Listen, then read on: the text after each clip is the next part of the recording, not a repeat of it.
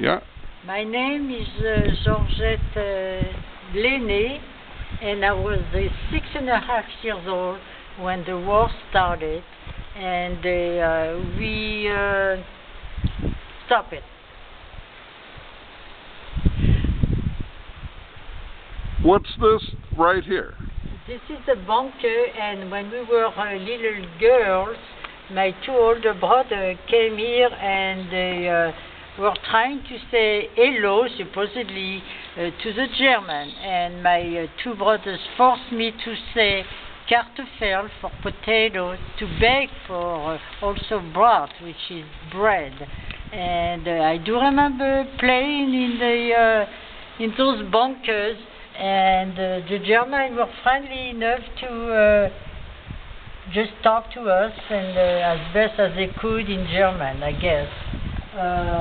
Now we are going to enter the bunker, and I'm going to tell you more about the war.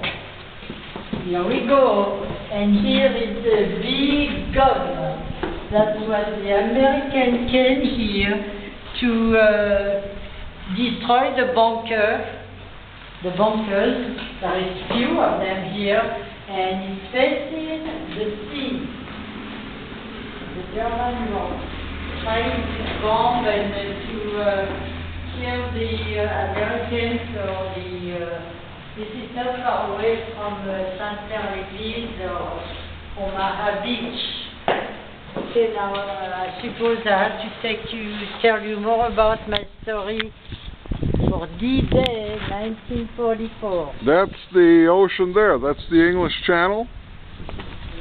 Out in the distance is the English Channel, huh? Right. So, what happened on D-Day, June 6th? This is the big gun that the Americans were coming after, huh? Yeah. Yes. What happened? So on D-Day, we were waking up during the night, and the sky was red all over, so red. It was full of airplanes, and I do remember that I was looking at the stars, and I couldn't believe how red the sky was. It was not even dark, and we saw from coming down the sky some aluminum kind of shrapnel? Shrapnel. No, not shrapnel. Aluminium, because they said they did that for the radar. For radar? And this was around 2 o'clock in the morning or something? It was during the night. I do not remember exactly the time, but it was very early morning. And my mother took us, wake us up, and quick put our clothes on, and she said, "Oh, we have to get out, we have to get out." And she took us to a little shed in the yard, but the shed was made out of wood. And the bombs were falling all over the place, and the bomb, how do you call that, they were coming down through the wood in a shed. So my mother said, "No, we cannot stay here, it's too dangerous. Let's go further down." And when we went further down, we ended up in the fossé. What is a fossé in French, in English? A ditch. A ditch. So my mother and my father decided to sit down in a ditch where it was further from the road too, and from the farm where we were born. And your father had a potato field not too far from here, yeah, right? My father had a potato field and a leek. He was growing leeks too. Kilometers from here, from the beach. And your village of Tracy-sur-Mer? Tracy-sur-Mer is just 5 kilometers? 5 kilometers from here, but here by the beach, you could even see the potato field from here. I do remember that. Those are a whole row of bunkers right there with also cannons. Right. Now, what happened to your horses and animals? Well, then that came later on. We were in a ditch, setting down the all night. And my father and my mother told my two older brothers to go to the house to get blankets and to settle down for the night.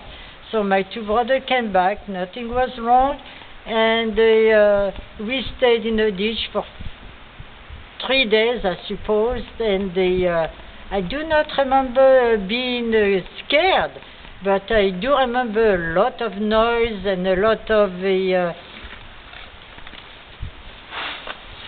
hole in the fields, and the cows were not happy. I do remember that too.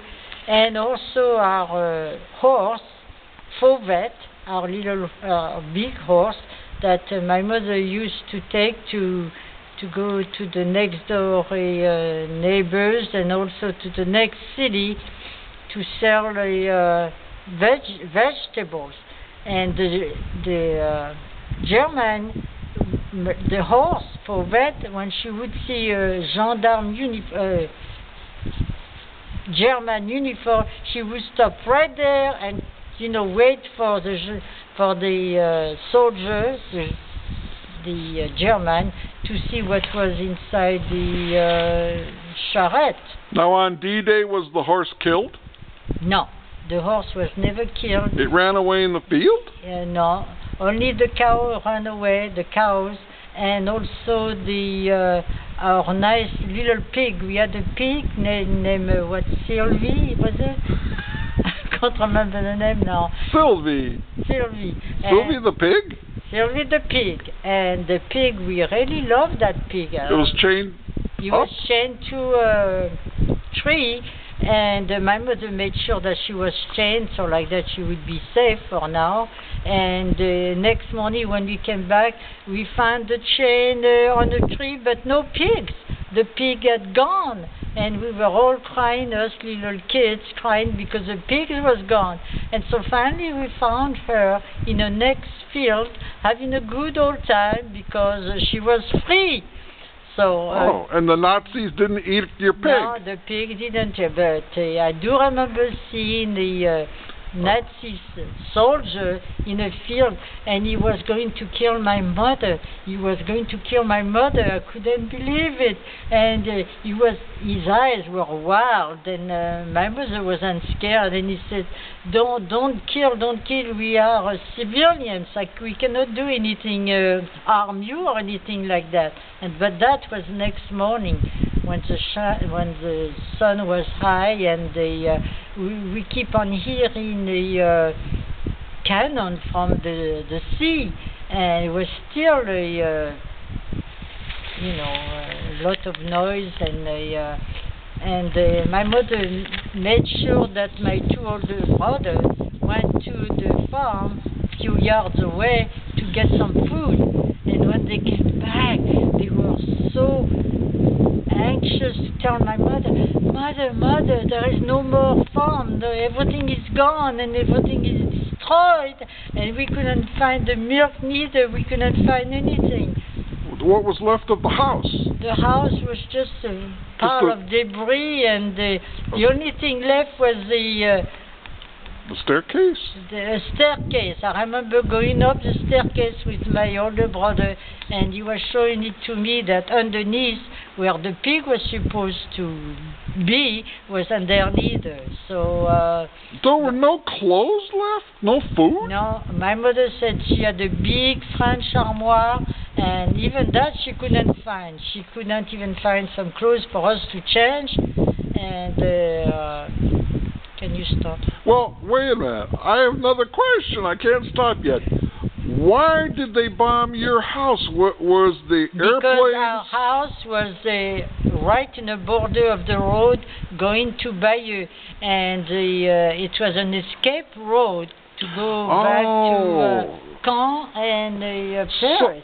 So when the Germans or the Nazis saw the Armada coming across the English Channel there, yes, with all the boats and everything, they then, after their cannons and everything were ruined here, They went on your road to your house, so not to my house, on the road near my house okay. to the city of Bayeux and Caen. And the airplanes weren't very accurate neither, I understand it. So we think that during the 6th of June. 6th of June, then the house was destroyed by all the airplanes that were going over Normandy and trying to clear up the territory from the Germans who were escaping back to Germany. Okay, well, then that'll be the end of Chapter 2, What Happened on D-Day Morning.